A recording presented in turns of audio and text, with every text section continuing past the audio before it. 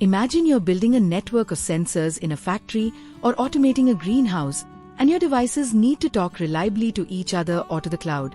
How do you decide whether to use Wi-Fi, BLE, MQTT, HTTP, or ESP-NOW? Each protocol is like a different type of road. Some are highways for fast cloud updates, some are quiet lanes for low-power local messaging. In this lesson, we'll explore the strengths, weaknesses, and practical use cases for these protocols. By the end, you'll be able to map project requirements, range, latency, power, and data size to the most suitable communication method so your IoT system runs efficiently and reliably from day one. Wi-Fi is the most common choice for cloud-connected IoT systems because it offers high data rates and familiar networking infrastructure. Think of it as a highway connecting your device to the internet. In real projects, I've used Wi-Fi to stream sensor data to dashboards, control devices remotely, and even handle firmware updates. The downside is moderate power usage and potential interference in dense environments. When designing, always consider reconnect strategies, IP allocation, and watchdog timers to handle network drops. Wi-Fi works best when devices need continuous internet access and can afford slightly higher energy consumption. Bluetooth Low Energy (BLE) is ideal for short-range, battery-powered applications. I often use it in wearable devices or smartphone-controlled actuators.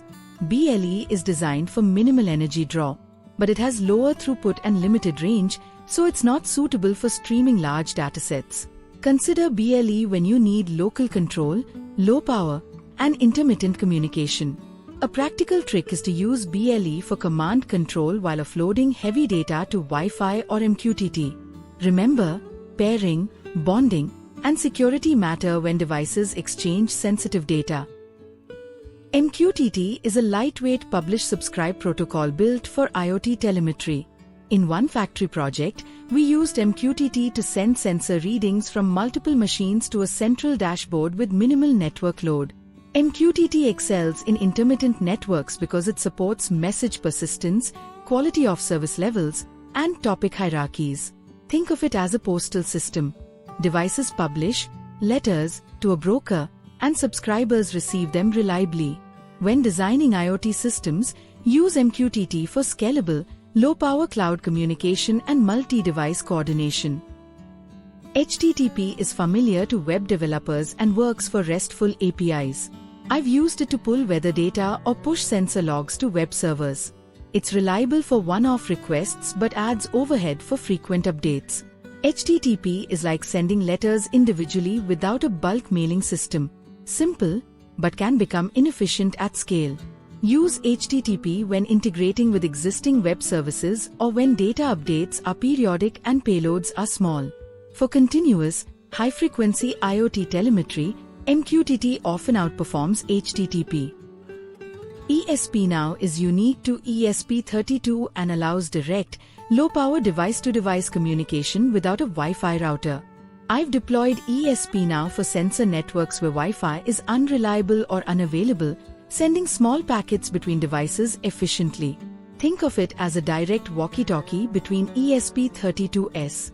Use ESP-NOW for offline coordination, low-latency messaging, or bridging devices that later upload data via Wi-Fi or MQTT. Key considerations include MAC address management, encryption, and packet size limits. Choosing a protocol is about matching project needs to technical constraints. Ask yourself, how far do devices need to communicate? How often will data be sent? How critical is power efficiency? In practice, hybrid systems often emerge: BLE for local control, Wi-Fi for cloud connectivity, MQTT for telemetry, and ESP-NOW for offline peer messaging. Mapping these decisions upfront prevents wasted effort and ensures your IoT project is robust, efficient, and scalable. Keep a small matrix or diagram for each project to guide your protocol choices. By completing this lesson, you now understand the main communication protocols used in IoT and their practical trade-offs. You can choose Wi-Fi for high-throughput cloud integration, BLE for local low-power control, MQTT for scalable messaging, HTTP for API interactions, and ESP-NOW for offline device-to-device networks. These insights allow you to design multi-protocol IoT systems, optimize power and performance, and implement real-world projects with confidence and clarity. Remember, protocol choice is not just technical, it's strategic for reliability, efficiency, and scalability.